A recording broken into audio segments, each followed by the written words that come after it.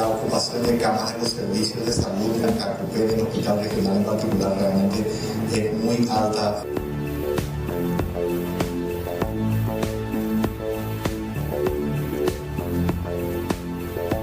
Se va a dar una fase, el equivalente a una fase 0, en principio en el perímetro establecido.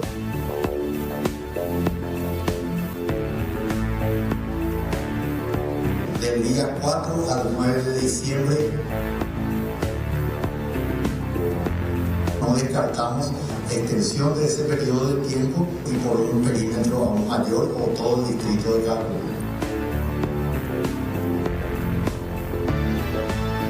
Aproximadamente son 1.000 trabajadores.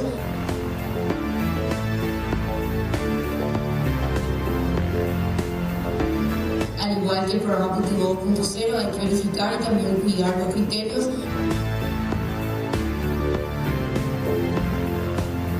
Y también que esos desembolsos sean realizados a través de la Secretaría de Emergencia Nacional para los trabajadores informales.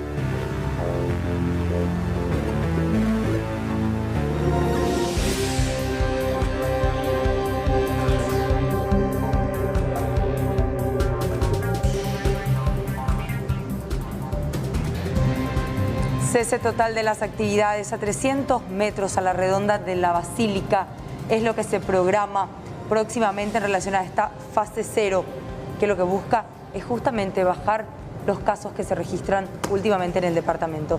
En Ciudad del Este la situación es muy preocupante también. Vamos a hablar de eso hoy en 24 horas. ¿Cómo están? Muy buenas tardes para todos. ¿Qué tal, Juan, Aníbal? Buenas tardes. Buenas tardes. Hola, Mercedes. Un saludo a toda la audiencia de 24 horas y tenemos que hablar de este miércoles caótico provocado por las organizaciones campesinas que se movilizan en Asunción. En minutos nada más sabremos si estas organizaciones continúan o no aquí en la capital del país.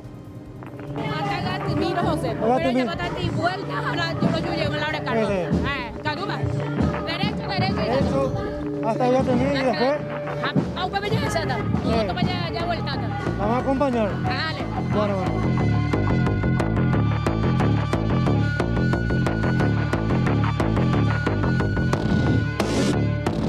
Nos quedamos, tengo que llegar caminando. La verdad que nos afecta mucho a los que trabajamos. Mal. ¿Mal? Está mal. Esto, yo respeto. Ningún problema. Los derechos de ellos terminan donde empieza el mío. La culpa la tiene el gobierno. Sí, muy difícil está. ¿Hace cuánto que estás manejando por acá? 3 horas ya. Me estoy dando la vuelta completamente ya para buscar una salida, pero no hay. Yo casi 3 horas ya que estoy haciendo y todavía no llego a mi parada. No sé dónde tengo que llegar, ahora me perdí. ¿Te perdiste? Sí, me perdí. No, me estoy gastando mucho combustible y no estoy entregando nada de lo que tengo que entregar. Dando vuelta. Sí, dando vuelta.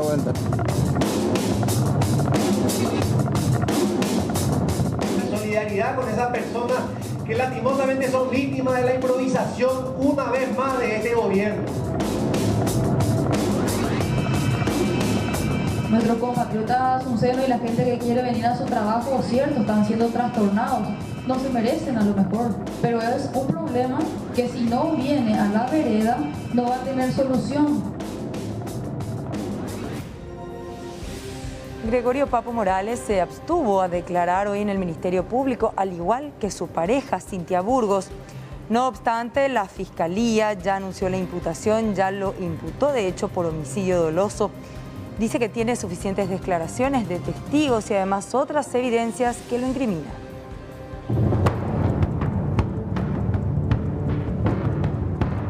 Gregorio Papo Morales fue ingresado en horas de la noche al Sanatorio Privado San Lucas por recomendación de 2 galenos, quienes insistieron en la necesidad que sea recluido en un centro asistencial, atendiendo a que presentaba un cuadro de deshidratación. Esta mañana el sindicado como presunto autor del crimen del joven Richard Marín, ocurrido el lunes a las 23 horas en el barrio San Pablo, debía presentarse ante el fiscal Hernán Galeano, al igual que su pareja. Ya al filo de las 10, la abogada Noelia Núñez confirmó que estaba en condiciones de hacerlo.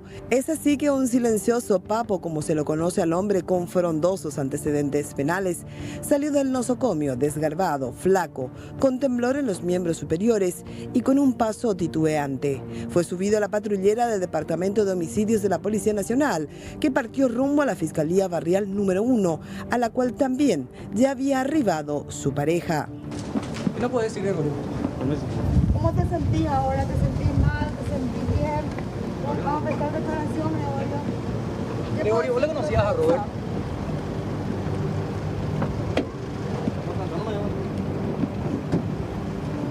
Finalmente, su abogada Luisa Maniego dio la versión de lo que había ocurrido aquella noche del lunes. Según Cintia, el muchacho, la víctima estaba armada.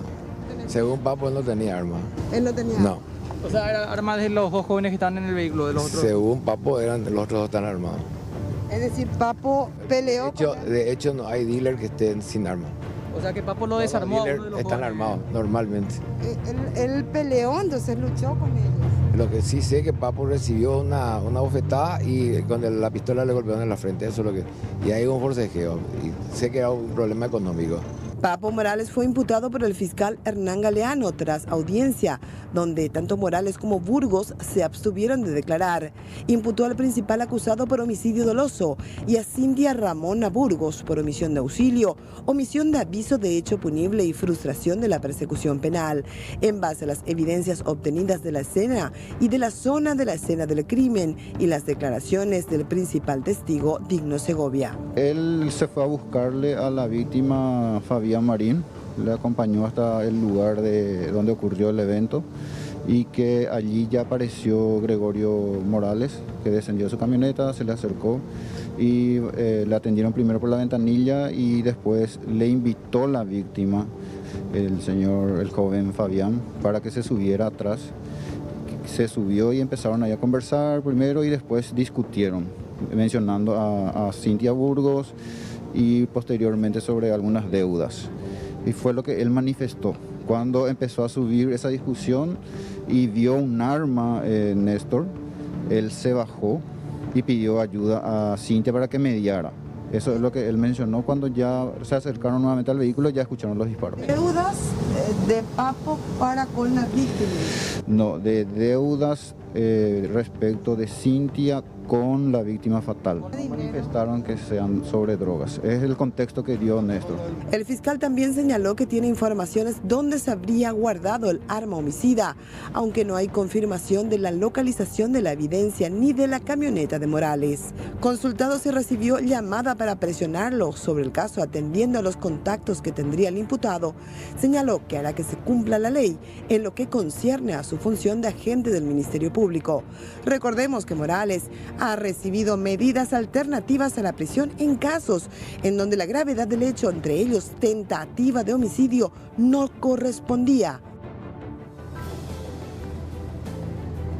Bueno, ahora vamos a contactar con Leila Jiménez, quien ya se encuentra en el lugar donde están ofreciendo una conferencia de prensa a los integrantes de la Coordinadora Nacional Intersectorial.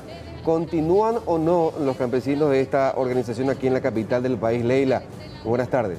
Familiar campesina, al contrario, no entendés de fuera o eras hace momento o eras hace o politizado, porque ya hay cada momento electoral o esta mañanera entonces no permitimos, hay hora lucha, hora sacrificio, fuera o destinado en otra forma. Jaupearero es que de cote, añete jape, senado esa, a tomar medidas, ahora llevaré inmediatamente con el oye tu día. No permitimos ahí las escuelas o tomas ahí ya de día. Pega el reposicionamiento, lo reafirmar y hoy en día escuela. ¿Qué exactamente dijeron los diputados que ustedes están en contra? ¿Qué exactamente? ¡El pueblo! Bueno, ¡Jamás será vencido! ¡El pueblo unido jamás será vencido! Bueno, oremana, la modificación de la escuela oyerurea. Ore no yerurei plata, voy a poner claro hoy. Ore no yerurei plata, ro yerurei catuanguaisa oñe destina al Ministerio de Agricultura y Ganadería, jape y oñe promover, jape y oñe acompañar a los pequeños productores. Y no solamente con sector, sino que a todos los campesinados paraguayos, jaupe y ñana irungüera indígena, que hoy ha abandonado, ha incluido todo el tiempo. Y ahí me metí en situación de emergencia, cuape, japea, cuape, a orero plantea, la icatujanguaisha, oñe moguata, oñe mongue, ya nomás, porque la emergencia ahora, con angamara, no y próximo año, porque la producción fuera hoy coteoña acompaña, te cotero reactiva maretema y que tu lo garantiza la alimentación de familia, lo garantiza la alimentación a la ciudadanía. Oreja de productores, lo producí, lo va a poa, a campo 24 horas, pepe, esa la hora de producción va ella, lo deja ahí aragairo yo, sino que lo hipotá, acompañamiento, oñe promover desde las instituciones del Estado. Upea el oro usigía, upea ariro yu, upea el oro yeku, japea roje ya sé claramente que no hay haragairo yu, sino que lo icote, lo avanza se, jaro puta se ore territorio, lo va a poseer ore finca. Jaro sí. 25 millones que se aprobaron, quieren que se agilice en la asistencia directamente, que va la plata que maneja el MAC. Exactamente, directamente. 30 millones de dólares Ojasara en el campo de reactivación económica y productiva. Peisaje y la hora de acuerdo, ja Peisaje y Teo Ojasara, Ministerio de Agricultura. Japea el hora de posición, enseguida, ya no me voy a ejecutar. Upea el hora de pedido concreto. ¿Usted tiene información que el Senado asesinaría mañana para tratar ya esta medida de sanción? Una pregunta. La pregunta. Bueno, o trataste con tema o no, más información pereco. Sí, la información vos sabés de que bueno, o trataste ahí cuál es oye ratificar en el proyecto original. La única recomendación es no que para como extraordinaria la primera hora y que tu avanza como único del pueblo ahí tan sacrificado porque ahora creo que ese discurso sobre ella y Pepe. Bueno, parte de lo que están diciendo es que no están de acuerdo con las modificaciones que fue aprobada en la Cámara de Diputados y esperan que esto se trate ya mañana en el Senado. Ellos van a continuar con las marchas aquí en el microcentro hasta conseguir lo que piden, que es que se apruebe esto con las medidas establecidas, aprobadas en el Senado. Leila. Propuesta levantada por las organizaciones campesinas e indígenas. La modificación introducida por la Cámara de Diputados establece que el dinero sea manejado única y exclusivamente por el Ministerio de Agricultura y Ganadería y no se haga una transferencia directa a las organizaciones campesinas. Eso es lo que están cuestionando ellos. Parlamentarios manejados por la billetera de Horacio. Exactamente, eso es lo que están cuestionando, Aníbal, y es por lo que dicen que van a mantener su postura de seguir con las manifestaciones aquí en el microcentro hasta que se trate nuevamente de forma inmediata esto en el Senado. Y quieren que los 25 millones de dólares sean transferidos y no los 16 que se estableció ahora en este proyecto modificado. Exactamente, incluso escuchábamos a Esther que hablaba de 30 millones, pero son los 25 millones los aprobados y que sean destinados directamente para la reactivación en el campo. Bueno, gracias Leila, muy amable.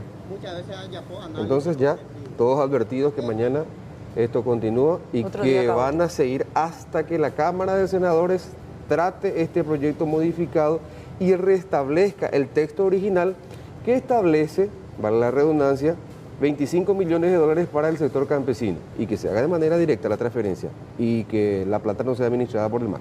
Ojo, porque mañana el microcentro nuevamente se va a ver sitiado prácticamente por estas marchas que no se dan de manera intermitente, sino todo lo contrario, están generando un verdadero caos en el tránsito. Paciencia y tiempo mañana para ir al microcentro. Y precisamente debido a la presión que ejercieron los campesinos, estableciendo bloqueos en distintas intersecciones de la ciudad de Asunción, los diputados tuvieron que levantar su sesión ordinaria y llamar inmediatamente a una sesión extraordinaria para tratar este proyecto de ley que establece la reasignación de 25 millones de dólares al Ministerio de Agricultura y Ganadería. Sin embargo, los diputados aprobaron con modificaciones, ya lo decíamos, el proyecto de ley que permitirá la obtención de más recursos para el programa Ñapuma Paraguay.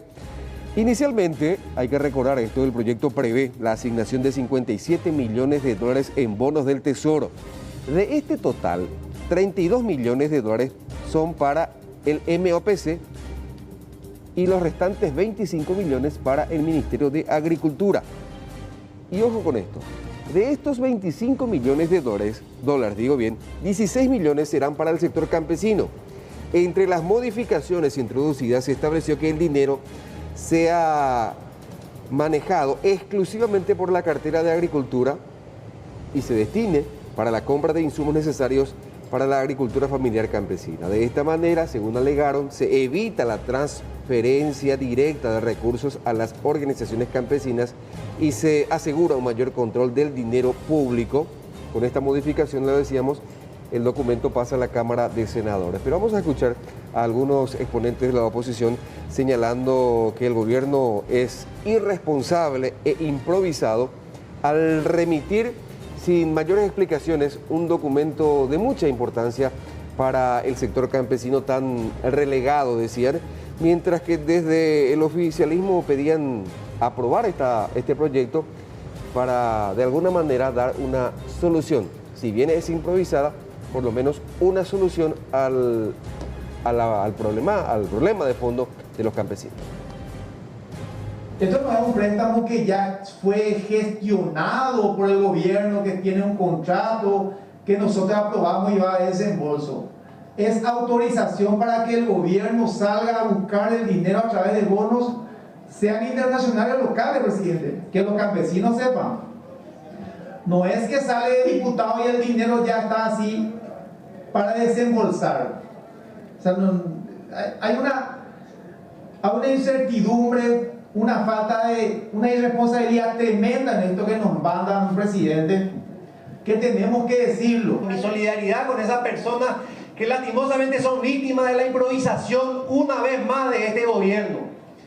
Mi solidaridad con las personas que todavía esperan sus protocolos para volver a operar, porque este gobierno, como respuesta a la improvisación, hoy sobre la marcha y sin siquiera mostrarnos los papeles, nos pide que aprobemos otro crédito más que tienen que pagar los ciudadanos que todos los días apechugan a este Estado despilfarrador con sus impuestos. Entonces mi solidaridad sincera, porque este gobierno va a responder a lo que le aprietan, a lo que le extorsionan, a lo que vienen y una vez más, como todos los años, vienen a pedir parches en detrimento de la gente que quiere trabajar. Están nuestros compatriotas ahora en las calles. Nadie quiere ser molesto para otro. Nadie quiere estar en una situación de ser despreciado. Nadie quiere la confrontación entre compatriotas. Por el centro no se puede recorrer.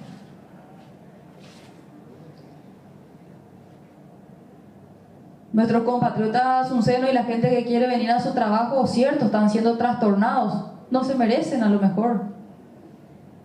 Pero es un problema que si no viene a la vereda, no va a tener solución. Es así, los campesinos están reclamando promesas incumplidas y de hecho que también algunos compromisos asumidos por el Estado. Pero también vamos a compartir nosotros lo que se vivía en el microcentro de Asunción con el tránsito totalmente cortado durante la marcha.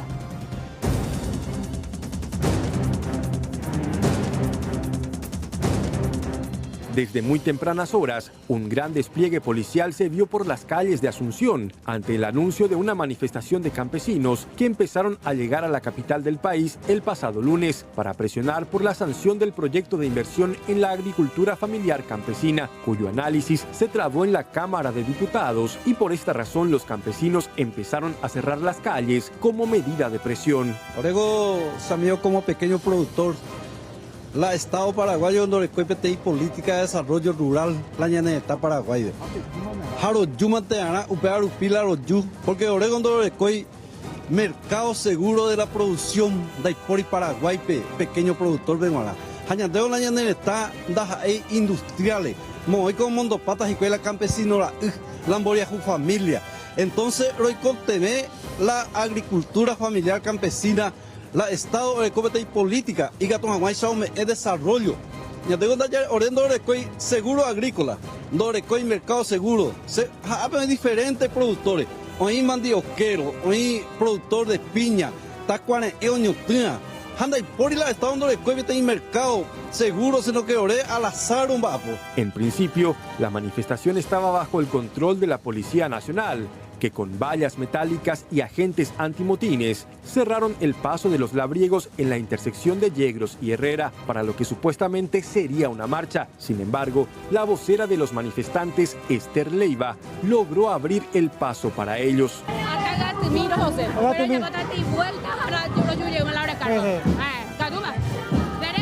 Derecho, hasta allá termina y después vamos a acompañar. Finalmente, la marcha no fue como se comprometió Esther Leiva a los agentes policiales. Los campesinos sitiaron el centro de la ciudad con piquetes en cada bocacalle de Yegros, impidiendo la entrada y salida de vehículos, provocando un verdadero caos por varias horas, situación que se salió de control de los agentes de orden y seguridad. Es que un mensaje a los campesinos, ¿por qué no se van y cierran toda la calle para que los políticos no puedan salir de sus casas? Todos esos diputados y senadores mondajas que tenemos en el país. Y otra cosa, la policía, porque está para reprimir a los pobres nomás.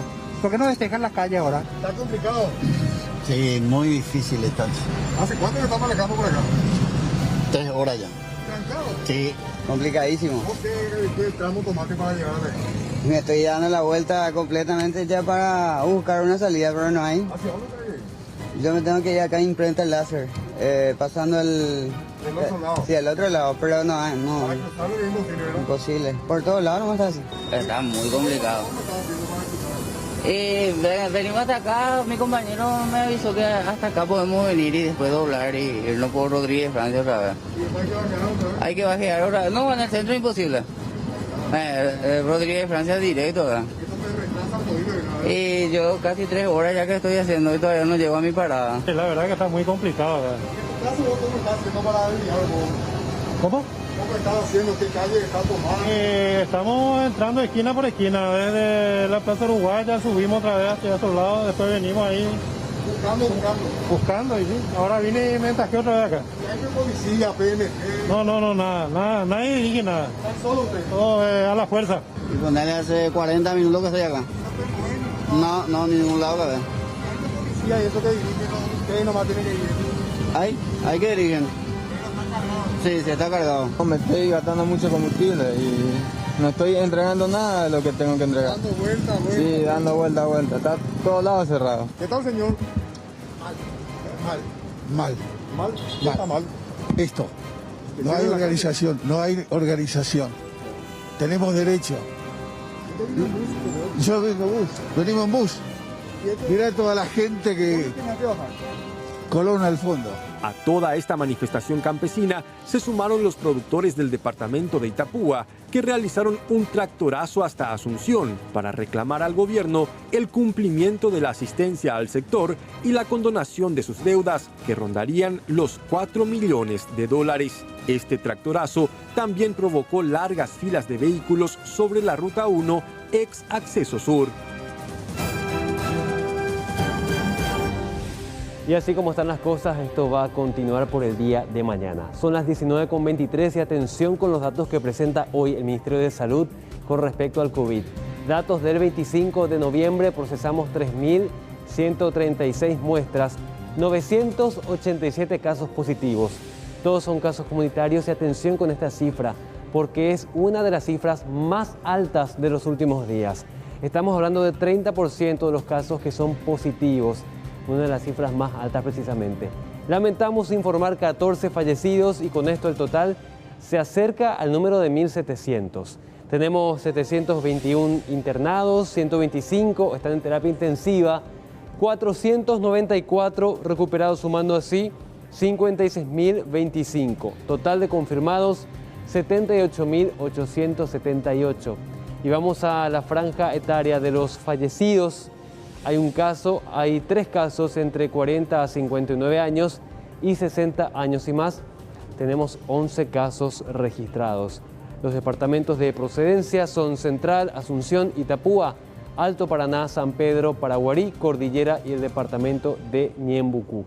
Repetimos el reporte, volvemos a las cifras altas. Hablamos de 14 fallecidos y también 987 nuevos casos positivos. Enseguida vamos a contarles las nuevas medidas que se van a implementar en Cacupé para tratar de restringir la llegada de más peregrinos y por otro lado, una nueva ley que ya fue promulgada y que establece multas y eventuales cierres de locales para quienes permitan la entrada de personas sin el tapabocas. Hacemos una breve pausa, enseguida más.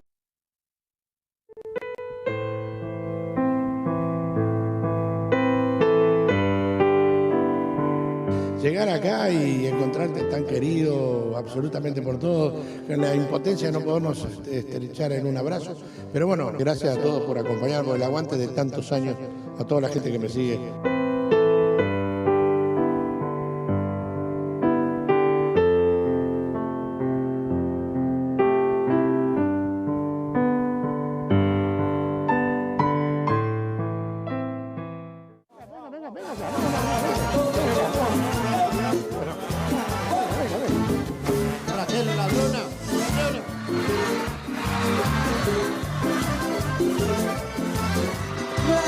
Gracias por todo, Tucumán. Ahí va para Catamarca.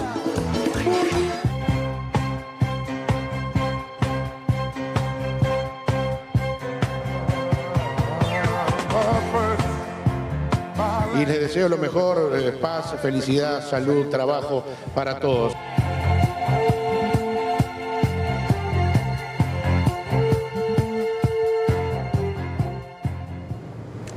Lo vamos a recordar siempre, su trabajo fue sumamente admirado por todos quienes conocíamos su pasión, con vehemencia inclusive en comentarios, pero con mucha pasión. Un estilo único. Exactamente, estilo único. Compartimos inclusive más de su trabajo más adelante, del querido Javier. Y hoy en el Día Internacional de la Eliminación de la Violencia contra la Mujer, vamos a hablar de una movilización, de un reclamo que vienen haciendo familiares de una mujer que fue víctima justamente de violencia de parte de su pareja. Alexis Amarilla está con los detalles. Buenas tardes, Alexis.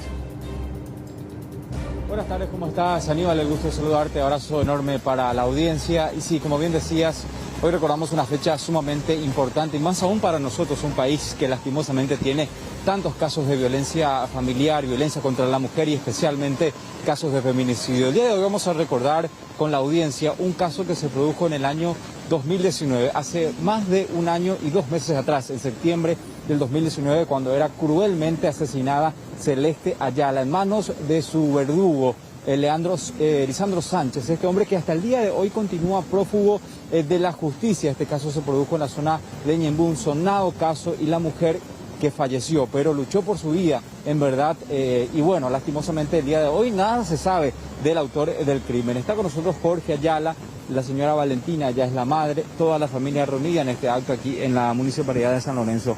Jorge, comentarnos un poco cómo sucedió el caso y qué están pidiendo.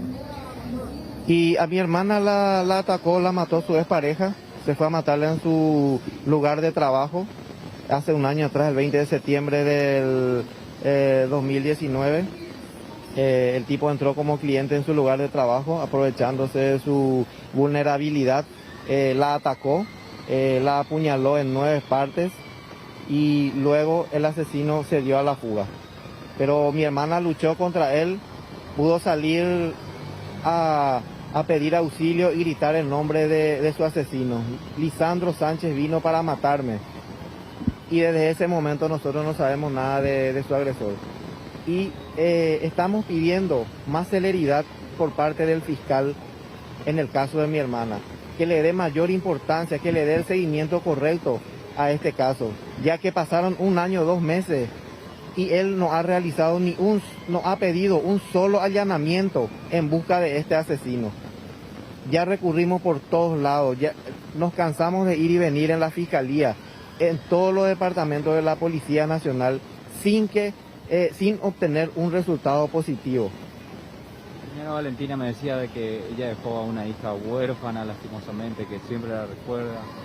Sí, todos los días se acuerda de su mamá y por eso, en nombre de su hija y en nombre de toda la familia, en nombre de mi hija Lilian Celeste Ayala, pedimos justicia. Las autoridades y la fiscalía que haga su trabajo, por favor que haga su trabajo, que encuentre, porque está prófugo el asesino de mi hija. Y yo quiero que se encuentre ese asesino, para que venga a pagar su culpa.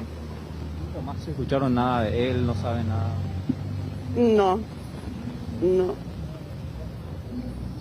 Simplemente piden mayor investigación al Ministerio Público. Sí.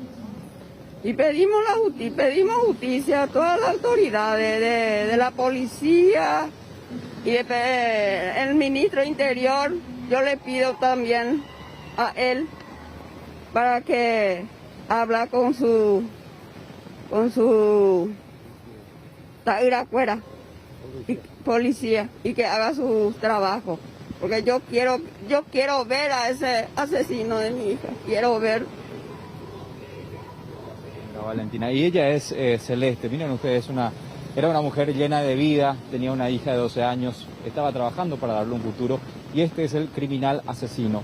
Observen bien su rostro, si lo observan, si lo conocen, por favor comunicar a la Policía Nacional. Un hombre que tiene que ser detenido, puesto a disposición de la justicia y que caiga sobre él todo el peso de la ley por haber arrebatado la joven vida de Celeste Ayala. Alexis, ¿quién es el fiscal de la causa a quien les indican los familiares de no haber diligenciado absolutamente nada?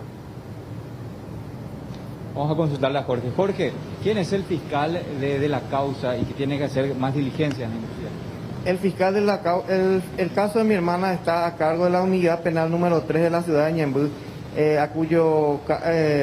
cuyo fiscal a cargo es el fiscal Osmar Segovia.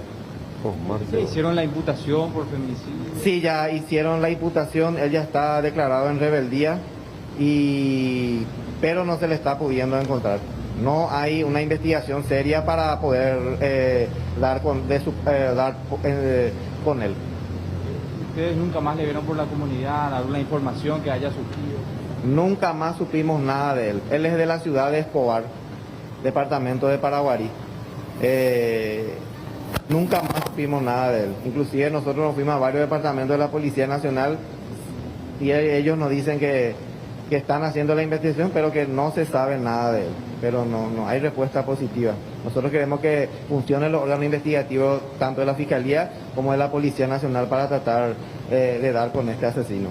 Pedirle eso a la Fiscalía. Así mismo, que más celeridad en la investigación para que se le pueda encontrar y pueda ser puesto a disposición de la justicia para que se le dé la pena máxima permitida acá en nuestro país por tratarse de un feminicidio.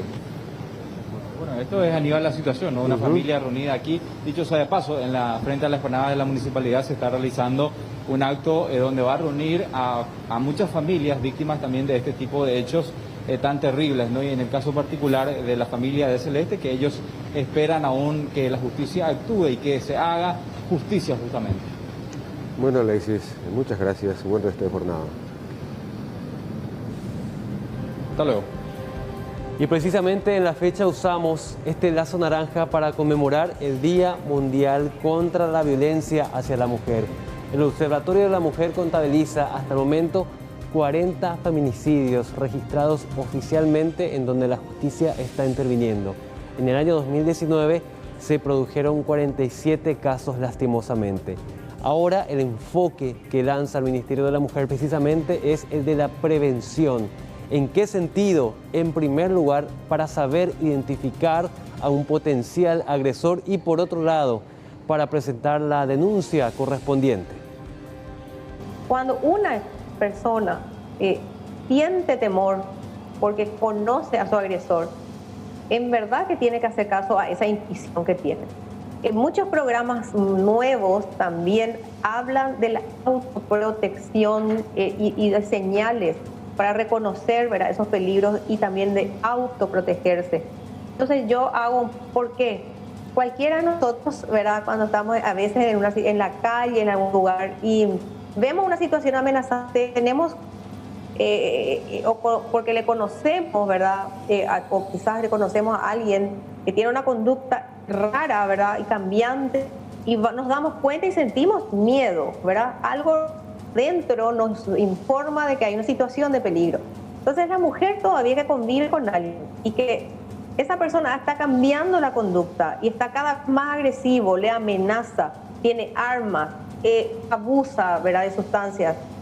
Cada vez eso se incrementa, eso es muy importante, esa frecuencia de la ocurrencia, que si se va haciendo cada vez más corto el plazo del tiempo en que ocurre, tiene que estar segura esa mujer que su vida en verdad está en peligro. Y las personas que están cerca y la conocen, y las amigas que la escuchan, le mandan mensajes y le dicen, ¿sabes qué? Esto pasa, me hizo así. En verdad, yo les sugiero fuertemente que para evitar justamente lamentar las vidas de esas mujeres, que se animen a salir, no va a ser mucho tiempo, van a estar inclusive más bien atendidas y cuidadas con sus hijos, y luego va a pasar y van a poder estar preparadas para volver a empezar. Y no es fácil, y por eso hago también hincapié en esto.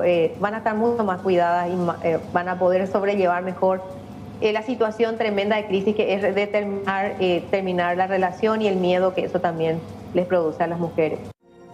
Exactamente, por eso el lema de este año es Metete, en el sentido de que si uno conoce un caso de violencia tiene que impulsar a la víctima a hacer la denuncia o en todo caso acompañarla. El Ministerio de la Mujer también cuenta con albergues para recibir a las víctimas en este caso. Sepa cómo hacer la denuncia pertinente. El Ministerio de la Mujer puede ayudar a que las otras instituciones actúen rápidamente. En primer lugar, al Ministerio de la Mujer puede pedir ayuda, porque en verdad nosotros no recepcionamos, es decir, no ejecutamos denuncias. Pueden llamar pensando como para denunciar, pero en verdad el Ministerio de la Mujer no es la institución que procesa las denuncias. Lo hace recibir y orientar, acompañar a las mujeres. Y el número más fácil que uno tiene que grabarse para pedir auxilio, ayuda, orientación y saber cómo hacer para ayudarle a alguien es el 137. Ese es un número que es gratuito 24 horas y se puede llamar hasta de los celulares. Luego, también hay que saber que no solamente tenemos el número de llamadas en donde hay psicólogas que en forma gratuita le van a ayudar a acompañar el proceso. Cuando una mujer ya decidió denunciar es largo, eso también yo quiero un poco hacer hincapié. En verdad, en ese momento es que ella necesita más apoyo. Y escuchamos que lastimosamente se suele criticar cuando una mujer denunció y después retira. Pero ocurre que en verdad no es fácil mantener esa situación porque generalmente el denunciado la busca, puede amenazarla o lo que sí que quiere convencerla, ¿verdad?, y engañarla una vez más de que en verdad las cosas van a cambiar. Y eso es lo que ocurre cuando ella lastimosamente se acerca a intentar retirar. Y ahí el sistema, tanto los funcionarios del sistema de justicia, los operadores de justicia, justamente deben comprender. Si una mujer se está acercando es porque en verdad ella está en una crisis en ese momento y necesita todo el apoyo. Cambiemos de tema, vamos a hablar ahora de la situación en Ciudad del Este con relación al coronavirus, porque los médicos están muy preocupados, sobre todo porque aumentó de manera impresionante la cantidad de consultas por esta patología. Se mantienen también un llamado de atención a la ciudadanía, no hay que bajar la guardia y de hecho que tenemos que cuidarnos cada vez más.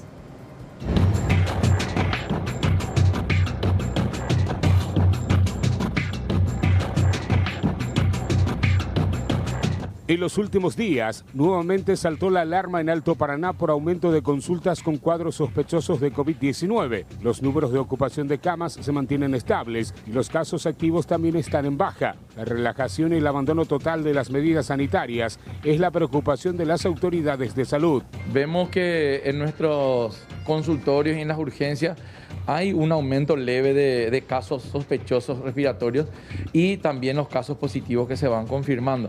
De todos modos, el aumento es leve, pero es el momento de llamar la atención a la ciudadanía, a las personas que tomen conciencia de tal manera que esto no se convierta en una segunda ola. Esa segunda ola depende de nosotros, que nosotros activemos nuestros mecanismos de seguridad que son insistir en los cuidados sanitarios que se está insistiendo desde hace muchísimo tiempo. No salimos nada de eso. Debemos recordar que la pandemia no ha terminado, que el hecho de que hayan aumentado la probabilidad de salir y todas esas cosas no quiere decir que la pandemia ni el virus está controlado. No, lastimosamente no podemos hablar de eso.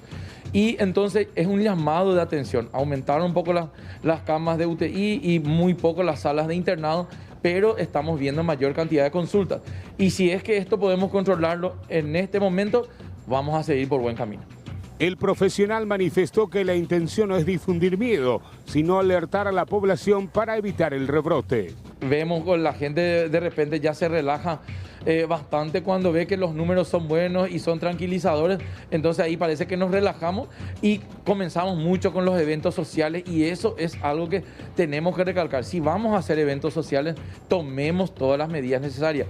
Ha habido un pequeño aumento, veíamos las semanas anteriores 10 a 12 casos por nuestro laboratorio, y desde el fin de semana subieron a 15, 20 por día.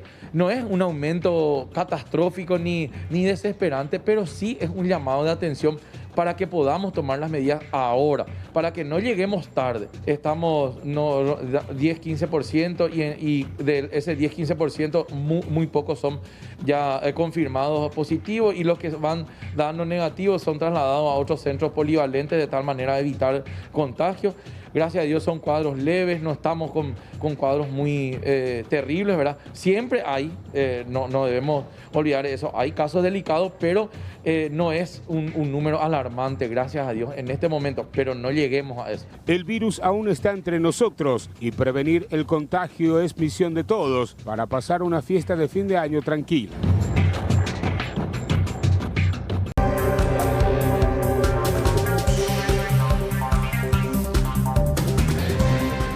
Y tenemos que hablar lastimosamente de esta gran pérdida que sufre la familia del Sistema Nacional de Televisión. La partida de un grande del periodismo deportivo, y por qué no del periodismo nacional, Javier Sosa Brigante, quien en 1999 Mercedes llegaba a nuestro país y la adoptaba como suyo.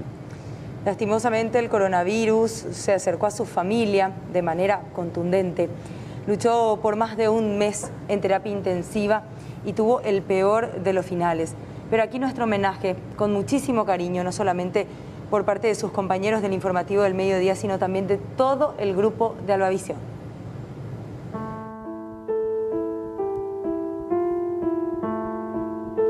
Arranca el sueño de Qatar, arranca una eliminatoria más. Voy a dar mi punto de vista, voy a hacer mi análisis del técnico de Cerro. Te voy a estar contando dentro de un rato una historia de amor en el fútbol a nivel top, a nivel top. Frontal ha sido crítico, dinámico, compañero y jovial, uno de los máximos exponentes en el ámbito de los deportes en Paraguay. El gran padrino, Javier Sosa Briganti, nos dejó ayer en horas de la noche, luego de pelear duramente contra el COVID-19.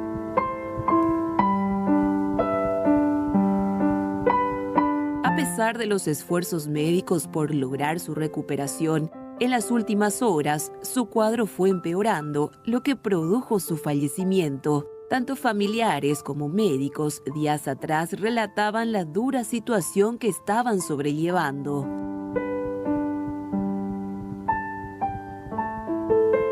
Con un nudo en la garganta y hasta sin poder asimilar tu partida, querido don Sosa, te recordamos así tal como eras frente o detrás de pantallas, alegre, singular, sin filtros. Un hombre que encontró cobijo haciéndose camino y abriéndose paso en nuestro país desde tu natal Uruguay. Días atrás, Natalia Briganti, su hija, fallecía a causa de esta enfermedad. En un tuit, él mismo pedía oraciones para él y su familia, con un "nos veremos pronto". Hoy se dio vuelta todo esto. Hay un 70% que vive como quiere y el 30% que somos nosotros estamos todos aterrorizados, escondidos, no queremos salir en ninguna parte para no contagiarnos. Entonces lo único que queda es que la policía no permita más los parques, ni las plazas, ni los bares, ni las bodegas en el grupo de gente que se instala ahí, que no haya reunión. La policía tiene que salir a ayudarnos, porque si no, nos pasa la ola. Entonces mañana van a precisar 5.000 camas de terapia y por supuesto que no va a haber. Se tiene que preguntar, y tiene que haber una promoción en serio, fuerte, en la que muestre descarnadamente las cosas que pasan. No que te digan 2 más 2, tomás 2 metros de distancia, 4. No, que vean las cosas que pasan, las familias llorando. Todos los pacientes de tercera y cuarta edad, digo, que están internados mal y son todos viejitos que son contagiados por sus familiares que viven como quieren. Porque esos viejitos de 80 años, 85 años, esa gente no sale a contagiarse. Esa gente está en su casa, pero ven en los nietos, los hijos, los sobrinos, todo el mundo y los contagia. Ya recibimos a Javier Sosa Briganti. Maestro, ¿cómo está? Su gusto. Buenas tardes. ¿Qué tal? ¿Cómo le va? Un saludo para todos. Créame que tengo que escuchar cada cosa acá. Nosotros estamos ante el sex symbol de la televisión para ver la presentación. No. Es un capo. Están todas muertas con Robertito Meijado, Galán, si los hay. Sí, señor. Bueno, nos metemos en el tema de la selección nacional. Nos metemos en el tema de la selección nacional que va a estar viajando, va a jugar por supuesto antes, ¿no? Va a viajar el domingo. El domingo están viajando para jugar en Venezuela. Pero el jueves se juega acá con una cobertura impresionante del Sistema Nacional de Televisión. Estaremos con Salvador Ícar a las 19:30 para transmitir el partido del debut de Paraguay. Antes de empezar el campeonato, el presidente de la Olimpia estaba asegurando jugadores. El caso de Benítez, el caso de Pollo. Mañana presentación oficial. Bueno, mientras Olimpia hacía todo eso, hoy, una vez terminado el campeonato clausura, Cerro se reúne día por medio para ver el técnico de Cerro. Entonces imagínense cómo va a ser igual. Mientras uno 6 meses antes aseguraba jugadores para 6 meses después, el otro 6 meses después que terminó todo, se reúne día por medio para ver si encuentran el técnico del equipo.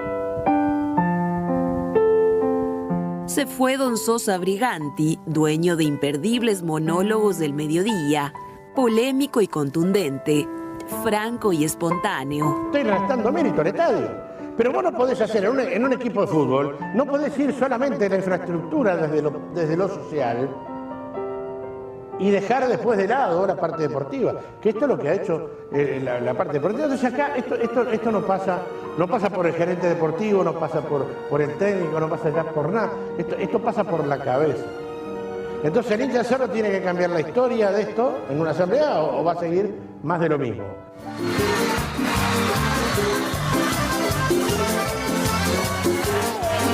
Eso es Campito, ¡Qué bochorno, qué bochorno!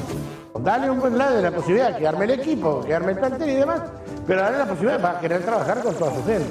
Pero yo no sé si Cerro está dispuesto a sacar toda la gente que tiene, a sacar el gerente. ¿Vos te imaginás a Arce que tiene que trabajar con Nani? ¿Arce podría trabajar con Nani? ¿Alguien podría trabajar con Nani? Salvo que sea amigo de él, ¿no? Porque Russo trabajaba con él, su amigo. Con ese estilo único, así quedaste en nuestra memoria y en la de cientos de miles de televidentes que hoy te despedimos con respeto y cariño. Hasta siempre, don Sosa Briganti.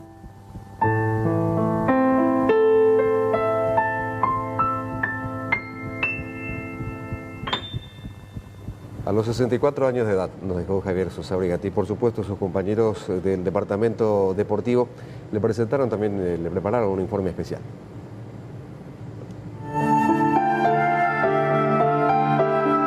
Las personas se hacen eternas porque han dejado un grato recuerdo entre nosotros. Es el caso de Javier Sosa Briganti, que está en la memoria de todos sus compañeros y es irreemplazable. Partió dejando una infinidad de amigos dentro de la profesión que eligió abrazar desde su llegada al país. Así lo recuerdan quienes trabajaron con él. Frontal, crudo, descarnado, rompió paradigmas con un estilo periodístico único, personal, de Javier Sosa Briganti. Una persona con código, una persona con principio. O estabas con él o estabas en contra de él. Lo recuerdo con todo el afecto, con todo el cariño, con todo el respeto y la reverencia a un gran hombre y a un notable periodista deportivo. Que paz descanse, Javier.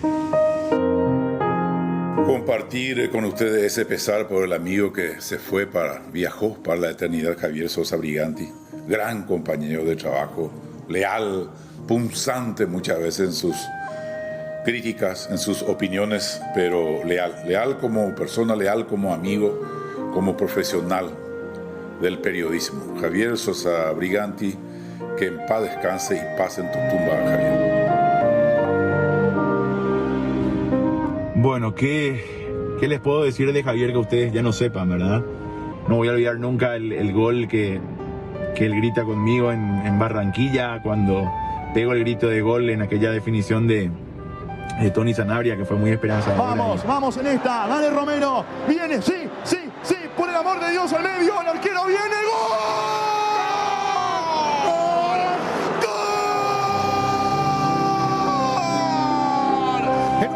Totalmente desfavorable en el segundo tiempo, en un partido en el que las cosas no salían. Querido Javier, ya nos vamos a encontrar.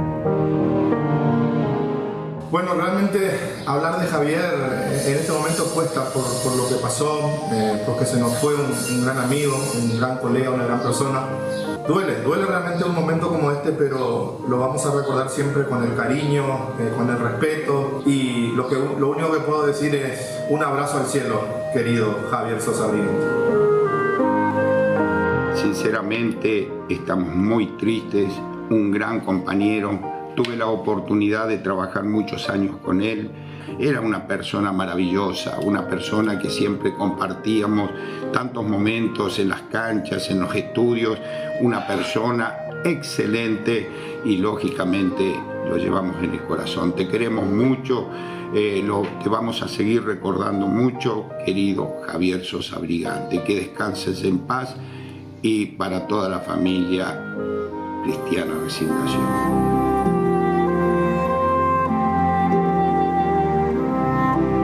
Recuerdo a Javier Sosa Briganti con mucho cariño, con mucho respeto, principalmente porque se ganó un lugar importante en el periodismo deportivo.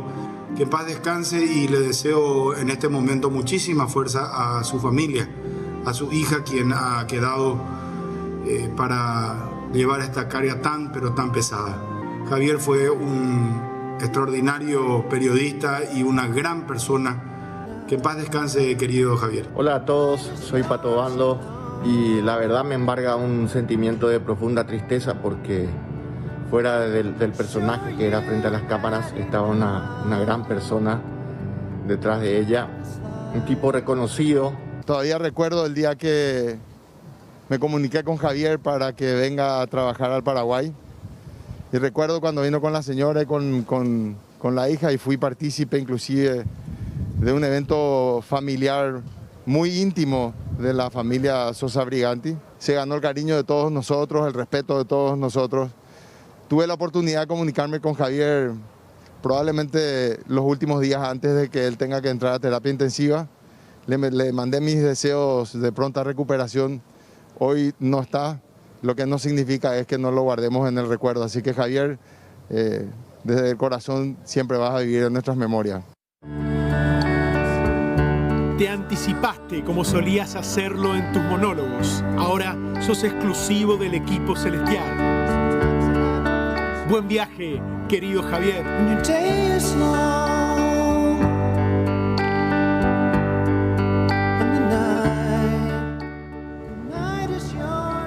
Y Mercedes, además de ejercer el periodismo deportivo, Javier Sosa Briganti ocupaba la gerencia por mucho tiempo de un conocido sanatorio privado. Y de esta manera sus compañeros de trabajo lo despedían, llenando de flores la carroza, dándole el último adiós y en medio de aplausos. Estuvo, como le contábamos en un principio, luchando por su vida por más de un mes en terapia intensiva. Fue sometido inclusive a una intervención. Su condición era estable, sin embargo, los días fueron sumamente difíciles hasta este último adiós que le pudieron dar familiares y funcionarios también de este sanatorio privado que lo albergó en sus últimas horas y último suspiro. Nuestras más sentidas condolencias a la hija, a la familia, a quienes rodearon su vida de mucho amor en los últimos años. Una situación difícil, 2 miembros de esta misma familia han fallecido a causa del coronavirus. Es la prueba fehaciente de que el coronavirus no es un chiste.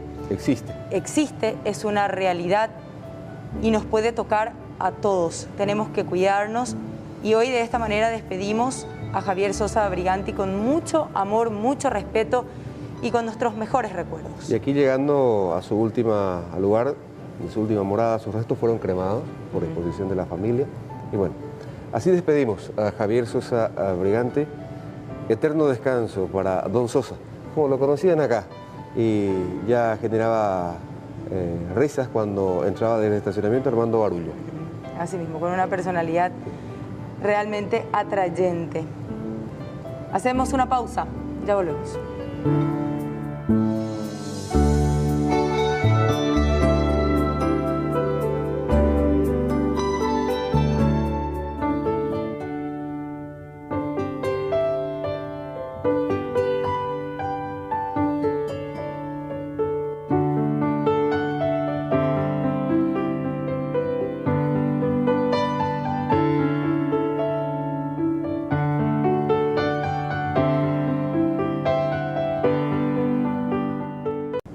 Atención con esto, porque según el reporte de salud, estas ciudades del departamento de Cordillera registraron nuevos casos.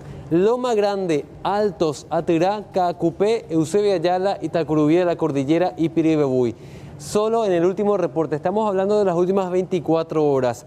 Así que en cuanto a casos activos, esto incluye a más ciudades del departamento de Cordillera. Por eso es que el Ministerio de Salud anuncia que se aplicarán medidas similares a la fase 0 en días previos a la festividad de Caacupé. Escuchemos lo que decía en conferencia de prensa esta tarde el ministro Mazzoleni.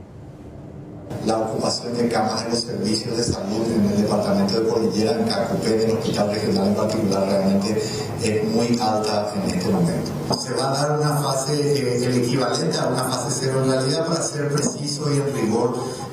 Van a ser herramientas un poquito más sofisticadas, pero cercanas a la fase 0, en principio en el perímetro establecido que va a ser bien delimitado en el decreto pertinente. Pero sí, se va a dar esa restricción del día 4 al 9 de diciembre en principio, ¿verdad? En virtud de cómo se vayan dando las cosas en los próximos días, no descartamos extensión de ese periodo de tiempo o incluso medidas adicionales y por un perímetro aún mayor o todo el distrito de Caacupé. Y este perímetro precisamente es 3 cuadras a la redonda de la zona de la Basílica. Así que es muy importante esto. Enseguida les contamos las medidas económicas en contrapartida. Atención con esto, porque se promulgó esta ley que establece el uso obligatorio de las mascarillas en ciertos sitios en donde se tenga que compartir con un núcleo en donde uno no es originario. Para todas las personas en los recintos cerrados de los siguientes lugares: establecimientos de salud, también de educación media, básica y superior, establecimientos como centros comerciales, hoteles, farmacias, bibliotecas y otros lugares como centros comerciales. Estamos hablando también de establecimientos de cultos religiosos, también discotecas, restaurantes, casinos, actividades similares, actividades también en donde impliquen la fabricación o depósito de manipulación de productos como medicamentos y alimentos. También en establecimientos deportivos destinados al público, como estadios o gimnasios, con excepción de los deportistas mientras dure esta práctica del deporte. Y también cualquier lugar o establecimiento privado en que se concentren más de 5 personas para cualquier actividad. Es obligatorio el uso de las mascarillas higiénicas en sitios abiertos en donde no haya posibilidad de mantener una distancia de 1,5 metros. Para usuarios operadores de todo tipo de transportes, terrestres, marítimos, aéreos, fluvial y también del sector público o privado. Se establecen sanciones que consistirán en multas o eventuales cierres temporales o permanentes de los lugares donde se dé el incumplimiento de esta ley. Por eso es que se estila que los propios propietarios de estos establecimientos obliguen a sus visitantes a usar estas mascarillas. En principio nosotros queremos llevar ya a partir de este fin de semana la elaboración del nuevo decreto que ajuste las normativas en cuanto a CACUP.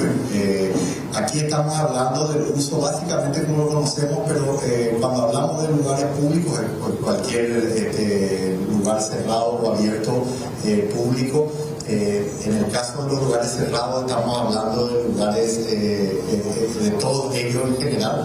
Cuando hablamos de lugares abiertos estamos hablando de lugares donde nos podemos guardar una distancia superior a 1,5 metros. Eso entra en vigencia, creo que inmediatamente, ¿verdad? Consideramos que va a ser importante también hacer algunas modificaciones a este proyecto de ley que hace uso de las mascarillas.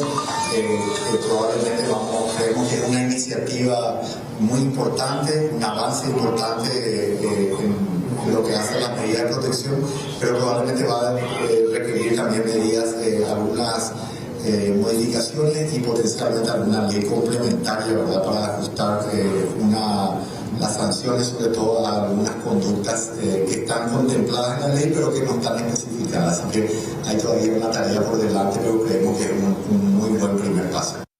Bueno, ¿cuál es la respuesta económica que se da a los trabajadores que están instalados en la zona de la Basílica de Caacupé, en este radio que va a permanecer cerrado desde el 4 de diciembre? Se va a pagar un subsidio que consiste en la suma de 500.000 guaraníes en la misma modalidad del PTBO 2.0. Se estila que se llegaría a 1.000 trabajadores en los próximos días. Aproximadamente son 1.000 trabajadores. Estamos terminando las verificaciones, estamos hablando que hay trabajadores informales, claramente, al igual que el programa PTBO 2.0, hay que verificar y también cuidar los criterios, es decir, a fin de que el programa llegue realmente a las personas que están en una situación de vulnerabilidad social hoy afectados en sus ingresos.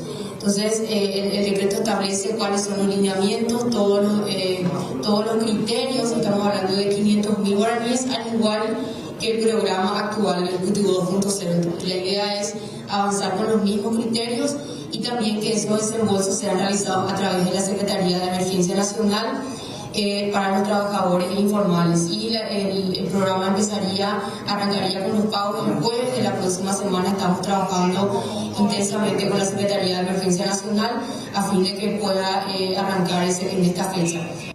Hay otro importante anuncio con respecto al subsidio a los trabajadores de frontera, pero la frontera sur.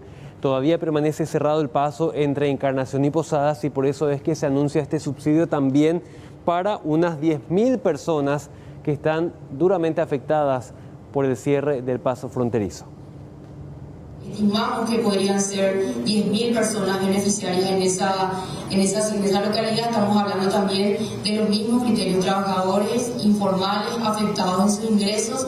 Son todas medidas complementarias que el gobierno está implementando en el contexto de este plan de reactivación, económica y por supuesto también a fin de fortalecer el sistema de protección social. Entendemos que hay una cantidad importante de familias afectadas en sus ingresos, entonces la idea es que en la misma línea del programa PTBO 2.0, que por cierto también está continuando con los pagos, en la segunda etapa ya una cantidad de desembolsos de más de $100 millones. Y en esa misma línea, entonces el gobierno pone a disposición estos programas bastante focalizados en estas ciudades en particular. Los desembolsos, como les decía, se van a hacer a través de la Secretaría de Emergencia Nacional. Estamos hablando, reitero, un monto de 500.000 guaraníes por trabajador afectado ante esta situación. Esto también es importante aclarar, siempre y cuando toda esta lista que fue entregada a la Secretaría de Emergencia Nacional sea verificada y todos reúnan los requisitos. En el caso del departamento, en el caso de Encarnación, estimamos que podrían ser hasta 10.000 personas en ese mismo escenario. Son potenciales beneficiarios. Y el monto desembolsado, de vuelta reitero, complementario a los más de $100 millones que ya se había desembolsado en todo el país. Por supuesto, también las ciudades de Encarnación, tanto como Caacupé, han recibido los beneficios de ese programa. Hablemos de otro tema, vamos a detalles de un caso de inseguridad, específicamente de un asalto hasta la zona de Lambaré con Raúl y más detalles. Adelante. Buenas noches, Mercedes, Aníbal y a todo el equipo de 24 horas. Nos encontramos aquí sobre la avenida Defensores del Chaco y quiero que se fijen en las imágenes del circuito cerrado para hablar acerca de este violento episodio, un asalto. Y no estamos hablando de un asalto cualquiera, de los típicos motochorros quienes llegan para asaltar este supermercado. Estamos hablando de un grupo de 4 personas quienes llegaron a bordo de un vehículo de color plata. En este sector es donde estacionan y posteriormente ya van detrás de la víctima que venía en una camioneta y se estaciona aquí en este sector. La víctima ingresa dentro del supermercado, venía de la zona del abasto y posteriormente ya dentro del supermercado. Estos maleantes van, lo interceptan, le piden la plata, aparentemente tenían una información de que él traía muchísima plata, es por eso que de esta manera venían. Tenían armas largas, pistola, revólver, de todo un poco, venían munidos de mucha arma estas personas, quienes actuaron en todo momento de manera muy violenta. Incluso en este caso unos clientes que venían como para comprar le hicieron descender de la camioneta en donde estaban, le hicieron poner boca para abajo y exigieron también a estos que entreguen sus pertenencias. La suma que se llevaron estos delincuentes es alrededor de 7 millones de guaraníes, es lo que se maneja, más un revólver que tenía la víctima que venía en la camioneta y que posteriormente estos delincuentes se dieron a la fuga. Vamos a escuchar parte de lo que relataba también el suboficial interviniente López. En el transcurso de la tarde, aproximadamente a las 14:40 horas aproximadamente, recibimos una llamada de alerta a través del sistema 911 de la Policía Nacional sobre un supuesto hecho de robo agravado en el interior de del supermercado Rosa 1 y Rosa 2. Una vez en el lugar, patrulleros de esta comisaría conversaron con la víctima, quien manifestó que 4 personas a bordo de un vehículo aparentemente Toyota tipo Sienta, color plateado, descendieron del vehículo e intimaron a la víctima a entregar la suma de 7.500.000 guaraníes, como así también se alzaron con un revólver del calibre 38. ¿Que era de la víctima? Aparentemente de la víctima, sí. Ellos tienen un local en el mercado de abasto, un local comercial, y que cuando se disponía a regresar a este segundo local, que es el supermercado asaltado, al llegar ahí detrás de ellos ya llegaron los supuestos autores. Compañeros, para precisar 2 cuestiones. Una, en este caso, tiene que ver con que estas personas no vinieron para asaltar este supermercado que estamos viendo en imágenes, sino que venían detrás de la persona que era dueña, en este caso, del supermercado. Venían detrás de él porque manejaban la hipótesis de que supuestamente él traía una recaudación importante. Y es por eso que en una parte del circuito cerrado se observa que una de las cajeras hasta incluso le tira la recaudación del día, pero este delincuente no hace caso y se retira rápidamente pensando que ya tenían el botín, y es por eso que se retiraron raudamente luego de este asalto. Reiteramos, ellos no venían con intención de asaltar este supermercado, venían con la intención de llevarse la recaudación que traía el propietario de este supermercado que venía del abasto, compañeros. Evidentemente que contaban con información muy precisa, pero que aparentemente le falló sobre los 45, sí, se podría decir. Bueno, muchas gracias, Raúl, que tengas una buena noche. Hasta luego, buenas noches. Hasta luego, Raúl. ¿Hacemos una pausa? Exactamente, ya volvemos. Y la justicia convocó a una audiencia de conciliación entre el acusado por homicidio Gerardo Stadeker y el forense Pablo Lemir. Sin embargo, el médico no se presentó. Hay que recordar que él había sido querellado por supuestamente extralimitarse en sus funciones al prejuzgar, según la querella, en la manera en que murió Sabrina Brewer en el año 2017.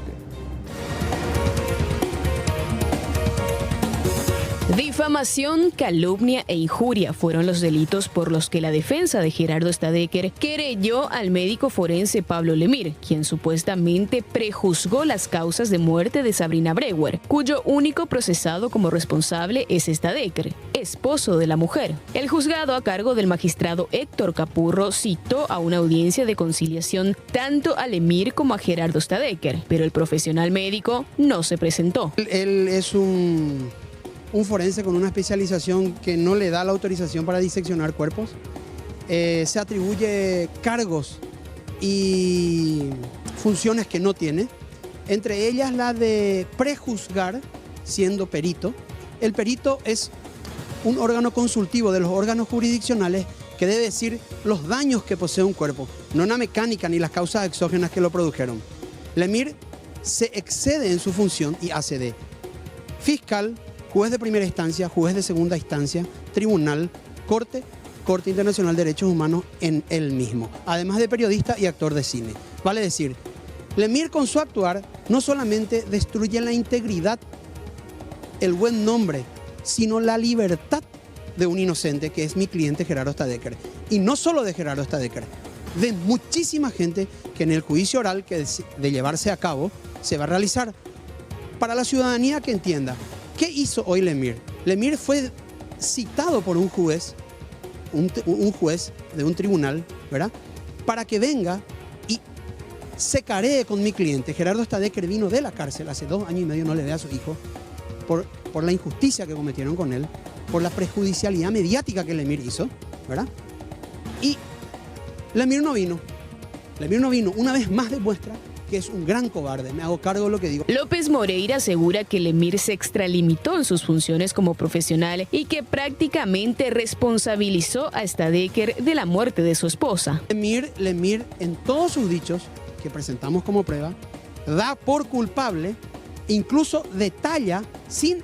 A ver, cuando alguien muere y se hace un estudio acabado de qué muere o por qué muere, no es solamente válida la tesis o postura del representante forense del Ministerio Público. Entonces, ¿quién es el perito del Ministerio Público? Pablo Lemir, un ginecólogo que tiene un estudio básico de forense y que no es patólogo y que él hizo la pericia del cuerpo de Sabrina no siendo patólogo. Y además de eso, para más, se fue y dijo a los medios prácticamente que mi cliente era un asesino, un feminicida, instalando en la conciencia jurídica, social y en la conciencia mediática de que mi cliente ya era culpable, violando la presunción de inocencia y el debido proceso y todas las otras pruebas. Por eso digo, Lemir pronto estará en la cárcel y Gerardo estará con su familia y llorándole a su esposa Sabrina Brewer. Demasiados elementos, y no solamente en esta causa, no solamente en la causa de Gerardo Stadecker, para demostrar que Lemir es un consuetudinario violador de la Constitución, de tratados de derechos humanos, de la ley penal de fondo, el Código Penal, y la ley penal de forma, el Código Procesal Penal. El abogado mencionó que cuenta con pruebas suficientes como materiales emitidos en medios de comunicación con declaraciones de Lemir y otras documentaciones para sostener las acusaciones en su contra, y también con elementos que en un eventual juicio podrían demostrar la inocencia de Gerardo Stadecker, mientras espera un nuevo citatorio para otra audiencia. En plena pandemia, Teletón no dejó de acompañar a sus pacientes, y no solamente en su tratamiento médico, sino también en sus clases virtuales, porque de otra manera, bueno, no se podían realizar debido justamente a que no podían ir a la escuela. Hoy vamos a conocer la historia del pequeño Augusto, uno de los beneficiarios de la Fundación Teletón. A su casa se va el rojo. Muy bien, otra vez. Augusto nació el 12 de julio del 2017. Es una criatura muy alegre, es muy juguetón, le gusta que la gente juegue con él, también juega solo. Eso era muy bien. Llegamos a Teletón cuando Augusto cumplió 3 meses. Él nació en Buenos Aires a causa del diagnóstico que nos habían dado cuando estábamos embarazados. Muy bien, morado. Y ahora último, verde. Agustito presenta una condición. Él tiene el síndrome de Gorlin-Gold. aparte de otras enfermedades asociadas a nivel musculoesquelético. Llegó la pandemia y mi duda era, ¿cómo vamos a seguir? ¿Cómo podemos hacer? Uno para empezar. Yo soy maestra y trabajo con clases virtuales con los niños, soy profesora de danzas. Yo decía, ¿cómo vamos a hacer nosotros, las madres o los padres con niños con discapacidad? ¿Cómo vamos a afrontar eso? Qué rica la comida. Y verdaderamente cuando me dijeron que íbamos a empezar con las terapias virtuales, yo tuve una duda porque Augusto no se concentraba mucho al comienzo. La cara que pone. Y después de 2 a 3 sesiones empezó a prestar atención, a mirar. Al poner la computadora, él ya prendido esperando que Mercedes se conecte para poder charlar con ella. Entonces yo me siento acompañada. Muestra mucho más interés en los juegos que realizamos, que antes no lo hacía. Ahora él se sienta sin apoyo. Y hoy en día él se sienta frente a la computadora y está haciendo su clase como una criatura grande.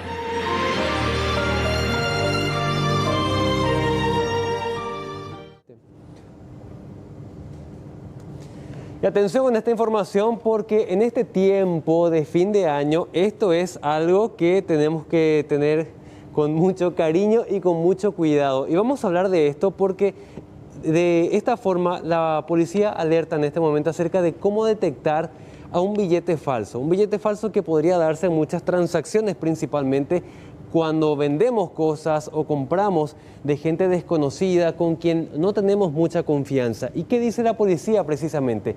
Que en este momento se da esta circulación de los billetes falsos con el aguinaldo, con el pago del salario y con la gran circulación de dinero principalmente a fin de año. ¿Cómo uno puede darse cuenta de que este billete, por ejemplo, es falso? En primer lugar, por la textura, dice la policía. En segundo lugar, con la linterna del teléfono. Vamos a hacer una clase práctica, Mercedes, a ver si me ayudas un poco en qué consiste esta demostración, digamos, esta verificación que pide hacer la policía. ¿Qué es lo primero que tenemos que mirar en el billete? La textura. De repente, si parece un papel liso, tiene que llamarnos la atención, pero si tiene textura, claro, el billete... Un poco poroso. Exactamente. Y otra herramienta importante, que más que menos tiene un teléfono con una linterna, ¿no? Sí. Y al hacer un poco esta iluminación desde atrás, a ver si se ve el efecto en la cámara, ahí está. Uno se da cuenta del holograma que figura en este caso, de San Roque González en un billete de 100.000. Pero esto se da, obviamente, con otros próceres o con otras figuras históricas que en los otros billetes. No se ve a simple vista, Juan, solamente a contraluz. Exactamente. Y la figura que nos muestra debe ser similar a la figura principal. Si corresponde a un dibujo o una persona mal dibujada, es un billete falso, efectivamente. Escuchemos lo que dice la policía al respecto para tener cuidado en este fin de año. Los mayores índices de denuncias justamente apuntan a que personas que son víctimas con casos de circulación de billetes falsos son justamente producto de operaciones que se han realizado con personas desconocidas. Venta de artefactos personales, venta de algún tipo de soporte, y justamente es ahí donde apunta, donde la persona no realiza una verificación por lo menos minuciosa o básica. Nosotros lo llamamos una inspección preliminar. La imagen del prócer, 100 en números, 1000 en letras, contorno opaco y fondo blanco. Una imitación, pero una diferenciación clara. Esa práctica lo podemos realizar sencillamente con este ejercicio. Ese ejercicio nos va a denotar la marca de agua, el hilo de seguridad que presenta el billete, y lo fortalecemos con el tacto. Exactamente, el tacto es fundamental en este caso. Hay muchas herramientas que se ofrecen a los negocios a modo de inversión, que son estas máquinas ultravioletas para detectar finalmente si un billete es o no es falso. Además, también los estafadores operan con cédulas que ya están vencidas. Esta tinta de seguridad que reacciona a través de una reacción colorimétrica que las imitaciones no lo tienen con él. Entonces, con esos ejercicios de manera rápida vamos a poder tener de manera preliminar una verificación rápida y una evaluación en el momento. Después de esto también, ¿qué tenemos? Hay que tener en cuenta que tenemos operaciones fraudulentas con la utilización de cédula de identidad. A partir del 2020, único formato habilitado de las cédulas de identidad. No sé si recuerdan el formato anterior, todo el diseño del formato anterior ya han caducado. Bueno, otra forma que utilizan los delincuentes para estafar es el tema de las tarjetas de crédito. Quien más que menos no recuerda o prefiere tener anotado el código PIN adjunto a su tarjeta de débito o de crédito. Esto no se debe hacer en ningún caso, dice la policía, porque es de esta manera en donde aprovechan los delincuentes para sacar el dinero de cada cuenta bancaria. Hay gente que tiene hasta el número del PIN guardado todo en el mismo lugar, entonces manejarlo eso en forma personal, no permitir que nadie se le acerque en el momento de realizar la transacción, cerciorarse de cuáles son los servicios que tiene la entidad bancaria para realizar algún pago de algún servicio, puede ser telefonía, servicio público o privado. Entonces, para minimizar el movimiento de efectivo en ese momento, tener cuidado si hay algún dispositivo, algo dentro del ATM, alertar a las autoridades para que se pueda verificar. Bueno, como en muchos casos de mucha gente seguramente, este billete ya tiene un destino seguro en esta época del año, así que hay que cuidar precisamente el uso del dinero y sobre todo las condiciones en que se dan esas transacciones, que de repente con gente que no conocemos, pero no hay que tener mucha confianza. Muchas de estas estafas, dice la policía, se dan más que por el ingenio de los delincuentes, por un descuido de las víctimas. Hacemos una breve pausa, enseguida más noticias.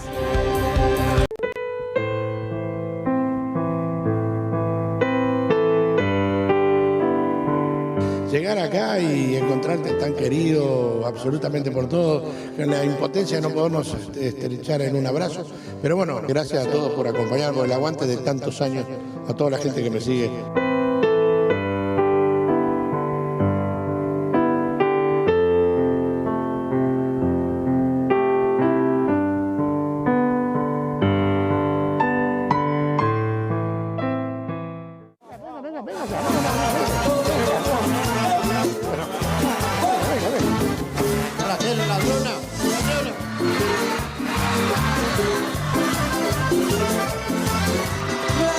Gracias por todo, Tucumán.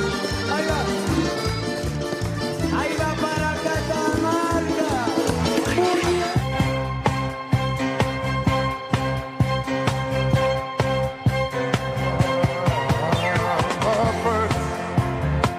Y les deseo lo mejor, paz, felicidad, salud, trabajo para todos.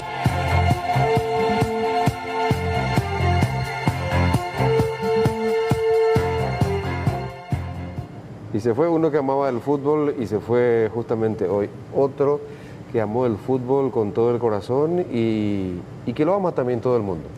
Uno de los futbolistas más grandes, más talentosos, más controversiales, con luces y sombras, Maradona fue y siempre será el jugador número 1 del mundo, con esas piruetas, con esa habilidad que tenía en la cancha, realmente dejaba con la boca abierta a muchos.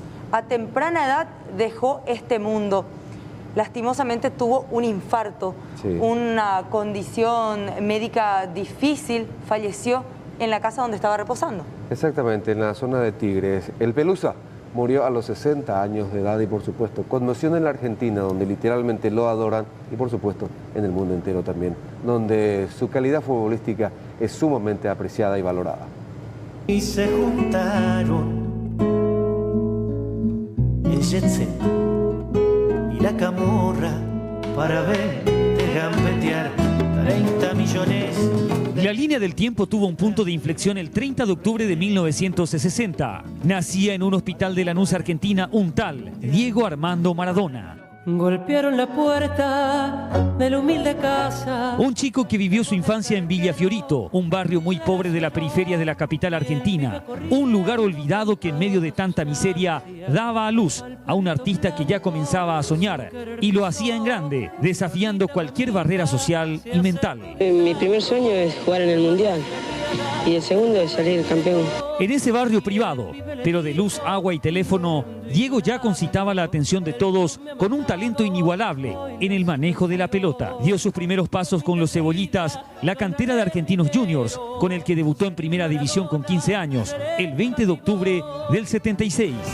Maradona no es una persona cualquiera. Pasó a Boca Juniors entre 1981 y 1982, donde logró un título de la Liga, transferido al Barcelona de España, en el que milita del 82 al 84, pero en donde fue amo y señor, cristalizando títulos locales y europeos, fue en Napoli desde 1984 a 1991. En la selección argentina tocó el cielo y bajó al infierno. Se estrenó con la albiceleste a los 16 años en 1977, campeón mundial juvenil en el 79, jugó lesionado el Mundial de España 82 y en México 86 sacó quizás la mejor versión de su carrera deportiva, siendo piedra fundamental de aquella conquista inolvidable, con actuaciones majestuosas como el gol del siglo a Inglaterra en los cuartos de final. Saca la pelota, Cucho para Enrique engancha, le va a tocar para Diego, ahí la tiene Maradona, lo marcan dos, pisa la pelota Maradona, arranca por la derecha el genio del fútbol mundial, y deja el centro y va a tocar para Borruchaga, siempre Maradona, genio,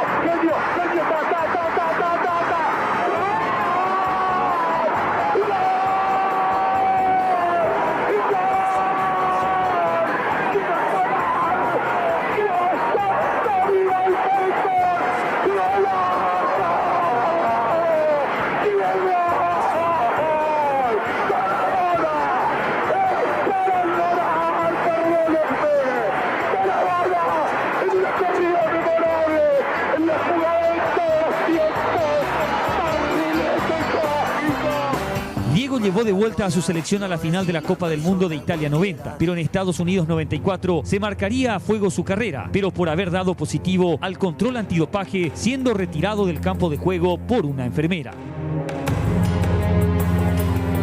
Una icónica imagen que hace contraste a las grandes alegrías que regaló a la afición. Previamente, en 1991, su adicción a la cocaína ya le había costado su primera suspensión por 15 meses. Ya en el ocaso de su carrera retornó a su amado Boca, donde colgó definitivamente los botines en el 97. En el 2000 tuvo una crisis cardíaca por sobredosis en el balneario uruguayo de Punta del Este, que ya casi le cuesta la vida. Y en una memorable despedida en 2001, en una bombonera colmada de hinchas, Maradona aludió a sus adicciones en un momento en el que seguía un tratamiento en La Habana, Cuba. El fútbol es el deporte más lindo y más sano del mundo. Eso no le quepa la menor duda a nadie. Porque se equivoque uno, no tiene que pagar el fútbol. Yo me equivoqué y pagué. Pero la pelota no se mancha.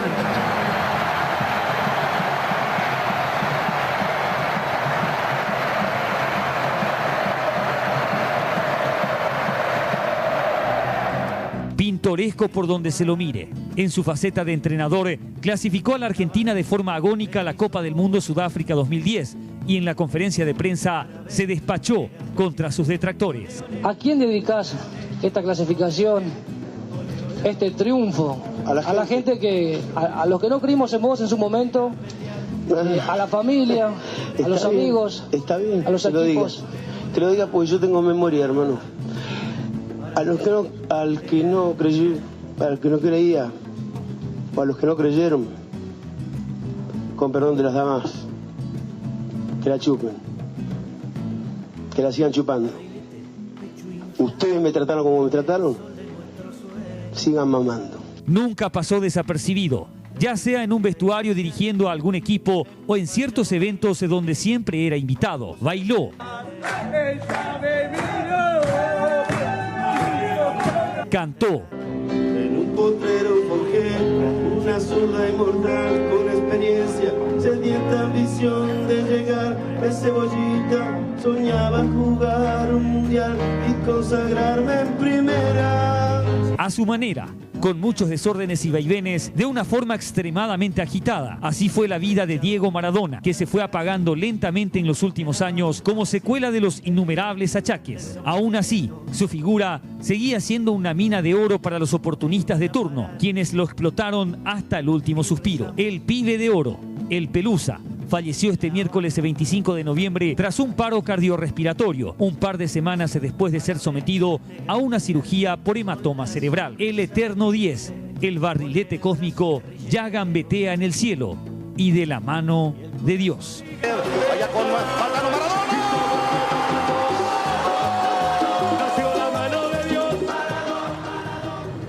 Y bueno, uno mira ese partido ante Inglaterra en el México 86 y uno está en condiciones de decir que lo ganó prácticamente solo. Exactamente. Contribuyó el 80% de ese título en México 86, digo, Armando Maradona. Y fíjense en el obelisco, el mayor símbolo en Buenos Aires, reúne a esta impresionante cantidad de personas que de esta manera Mercedes está rindiendo a su ídolo, rindiendo tributo a su ídolo Maradona. Un homenaje que no solamente se hace a través de la prensa, porque definitivamente es la información que copa las pantallas, las ventanas digitales y me imagino también la edición impresa de los diarios para el día de mañana, sino que viven en vivo y en directo un homenaje real. Se autoconvocaron frente al obelisco. Esto pasa a estas horas en vivo y en directo en Buenos Aires. Compartimos estas imágenes.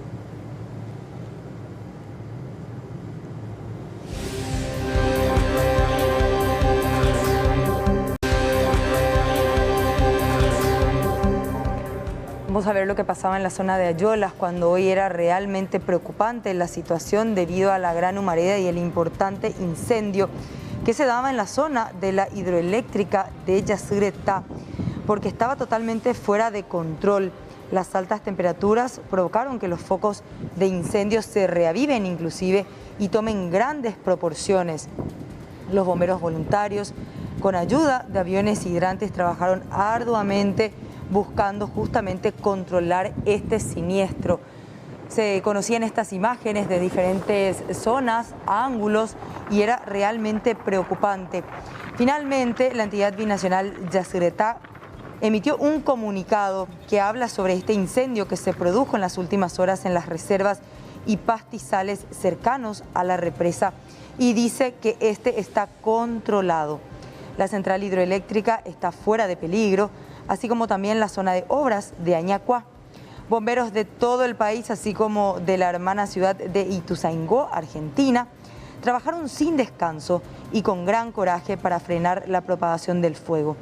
Los trabajos continúan en la zona para poder eliminar la posibilidad de reinicio de cualquier foco de incendio, es lo comunicado por la entidad binacional Yacyretá, que vivió momentos bastante difíciles y de desesperación y que necesitó la colaboración tanto de bomberos de la Argentina como de los paraguayos por aire y por tierra para sofocar este incendio. Volvemos al departamento central, puntualmente a la localidad de Areguá, donde un distribuidor de bebidas fue víctima de motoasaltantes. Le despojaron de 30 millones de guaraníes.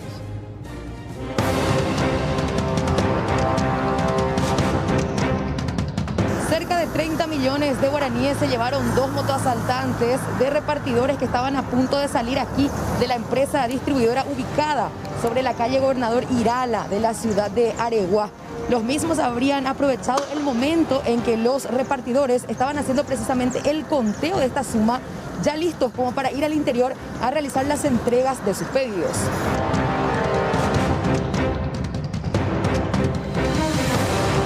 Es un hecho un poco insólito lo que pasó, que normalmente el conteo y el arqueo de la recaudación se hace adentro. Y ayer, por ejemplo, hicieron afuera con una suma muy importante que el conductor está realizando dentro de la cabina. Llama la atención de los encargados de la empresa. De la empresa aparentemente no le llama la atención, pero para nosotros sí la forma que se actuó y la forma que actuó también los supuestos autores. Con mucha facilidad, según se puede observar en el video, circuito cerrado. Sí, con mucha facilidad pudo concretar el hecho punible. Y aproximadamente, conforme a los datos que obtenemos del conductor, aproximadamente 30 millones de guaraníes. Los delincuentes estaban armados. Y según el denunciante, los dos estaban armados con armas de fuego. Dos son las aristas que resultan llamativas para la policía. Por una parte, hace apenas algunos días la distribuidora se quedó sin guardia de seguridad y el conteo de la millonaria suma que normalmente se realiza en la oficina, ese día coincidentemente fue hecho desde el propio camión sin ningún tipo de custodia, facilitando así el trabajo a los asaltantes, quienes sin mayor inconveniente se salieron con la suya.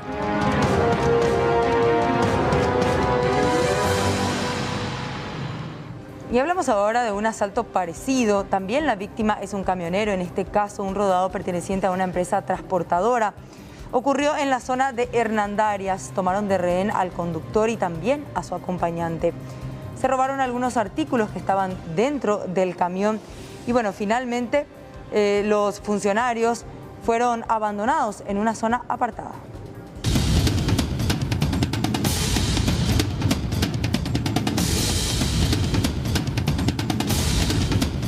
Las víctimas transportaban importantes mercaderías con destino a Saltos del Guairá sobre la Ruta 7, en la zona de Hernandarias. Supuestamente fueron interceptadas por un automóvil, cuyos ocupantes armados les obligaron a entregar el camión para luego mantenerlos de rehén por algunos minutos. Posteriormente fueron liberadas en un sitio oscuro y despoblado de la localidad. Para la madrugada a las 3:10 horas aproximadamente, según denuncia de dos personas que eran el conductor y el acompañante de este furgón que está prestando servicio en la empresa Paraná Express. Supuestamente dos personas del sexo masculino a bordo de un vehículo color plata, presumiblemente palio, le cerraron el paso a punta de arma larga y le hicieron descender el mismo, estacionando al costado de la ruta, y posteriormente supuestamente fueron hacia Ciudad del Este, dejando el vehículo al costado de la ruta. Ahora se hizo el conteo y según el propietario dice que se llevó 10 a 12 volúmenes aproximadamente. Tras el hecho realizaron la denuncia a la comisaría quinta de la ciudad. Además, no se descarta que más personas estén involucradas. El conductor ahora dice que también está involucrado un furgón de la marca Toyota color azul con plata, del cual estaban 3 personas aparte de los 2 que estaban transbordando las mercaderías. Es decir, 5 personas involucradas aparentemente. Aparentemente, 5 personas. Se desconoce el valor de las mercaderías robadas, pero se presume que sería millonario. Y un importante número de personas participó del acto de despedida al joven Fabián Marín Caballero, quien supuestamente fue muerto por Gregorio Papo Morales. Ven ustedes imágenes de ese momento. Vecinos, amigos, familiares estuvieron despidiendo al joven de 23 años de edad. En medio de cánticos y mucha tristeza, elevaron voces de protesta y pidieron justicia para este joven que terminó falleciendo a consecuencia de 4 disparos con una pistola 9 milímetros. Su fallecimiento se produjo en el hospital de traumas.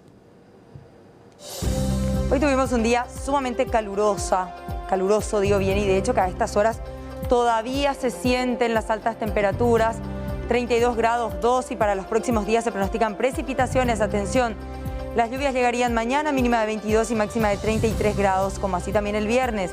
Para el sábado, tiempo inestable, mínima de 25 grados y máxima de 38 grados. Vuelve el calor.